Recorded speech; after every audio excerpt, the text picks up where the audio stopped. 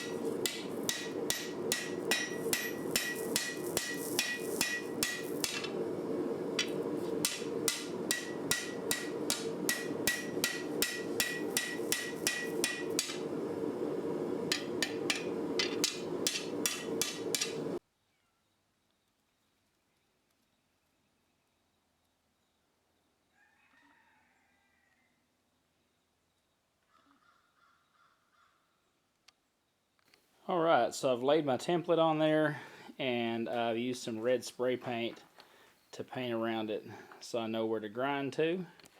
And so that's where we are so far. So I'm fixing to jump on the grinder and go ahead and get this ground to shape. Alright, let's get after it.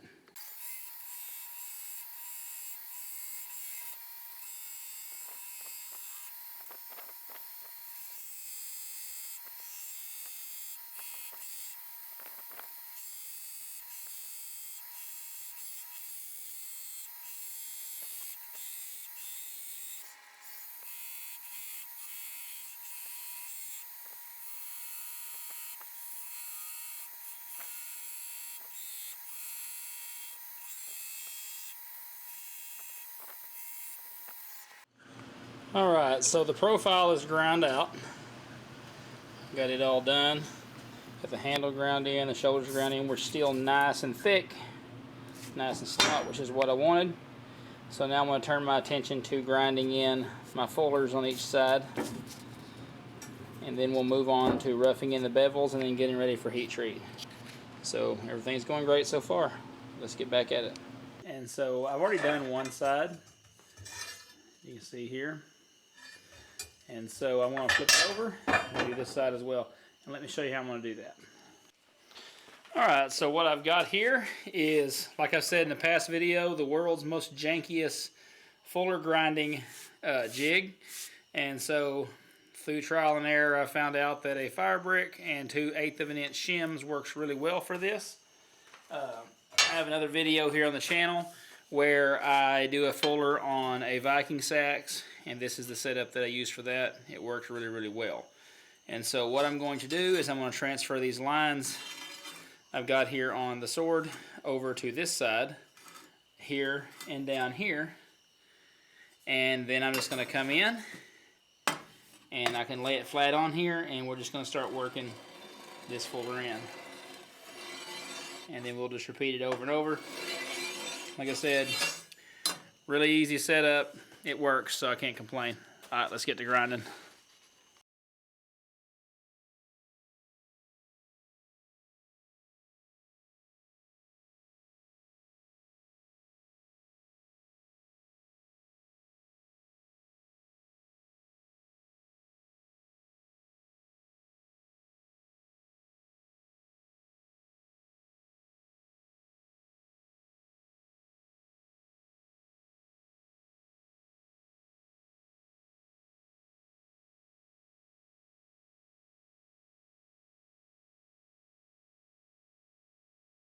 Alright, so I've got the fullers both ground in. I ground a little here on the edge.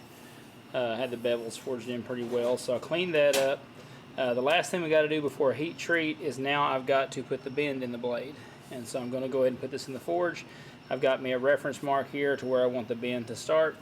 And we're going to heat up this section right here and gradually bend it up that way. Bend it up towards the tip. And we should be ready for heat treat. So let's get it tossed in the forge.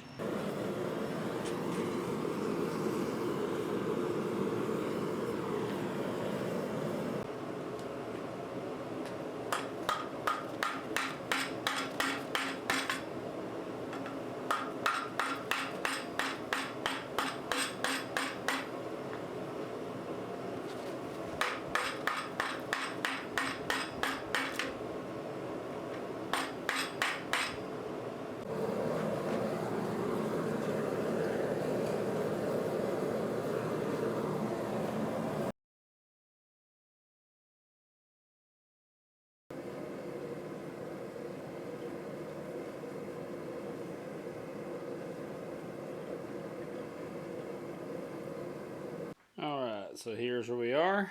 The quench went well. I've got it tempered.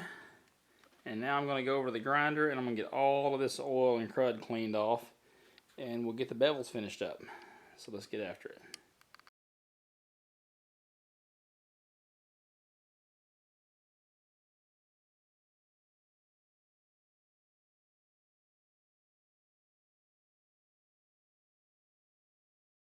Alright, so here's where we are so far. I got the bevels roughed in.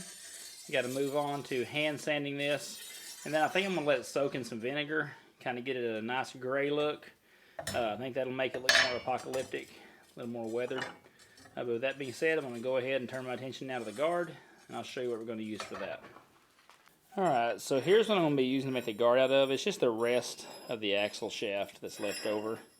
I got to get the template made up, then we get it laid on here, figure out where we're going to cut the slot, and then once I get the slot cut in with a milling machine, I'm going to come back, put it on, and heat it up, probably do a hot fit to make sure it fits real nice before moving on to the handle. So alright, let's get to work on this.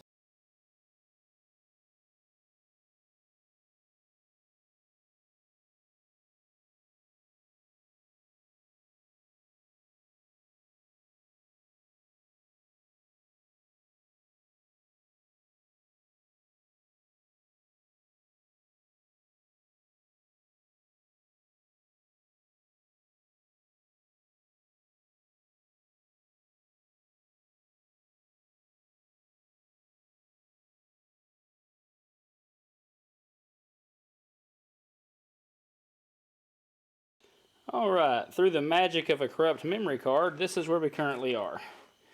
Now I've got the guard. The last thing on the video here was me milling out the slot. I just crudely shaped it.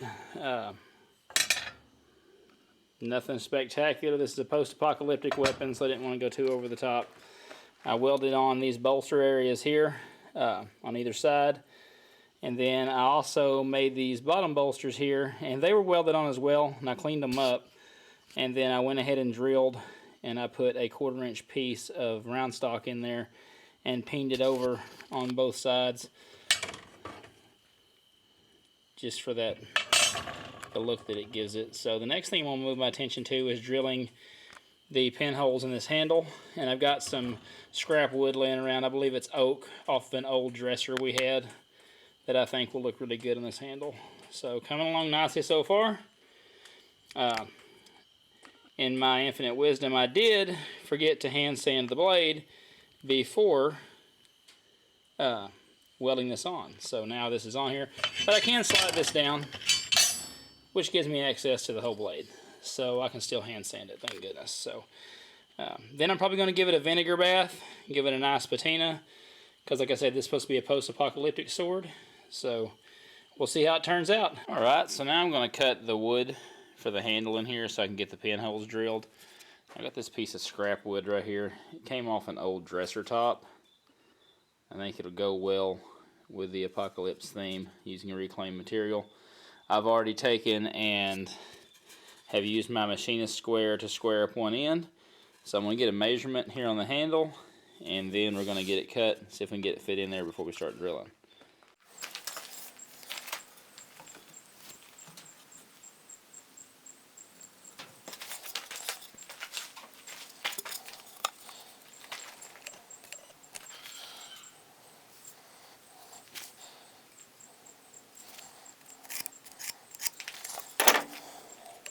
Alright, and I'm not going to cut super close to the line. I'm going to give myself a little bit of space so I can gradually work it in so I can get a nice tight fit on there. So let's go to the bandsaw and get this cut off.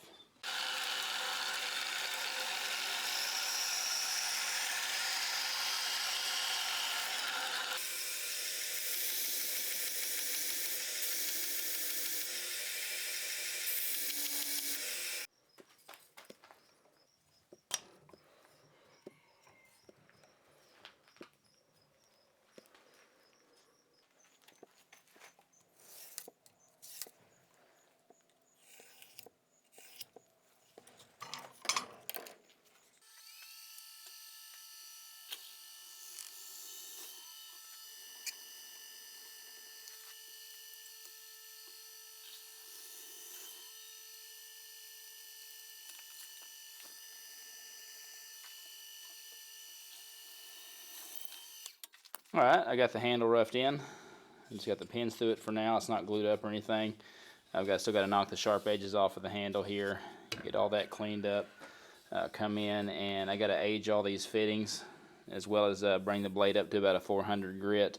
I think it's like at a 120 right now, and get it cleaned up. It's got a bunch of surface scratches, and I'm going to try to age it with some vinegar or something to give it a patina. I don't want this to look all shiny and everything. I want it to look like it's a post-apocalyptic weapon.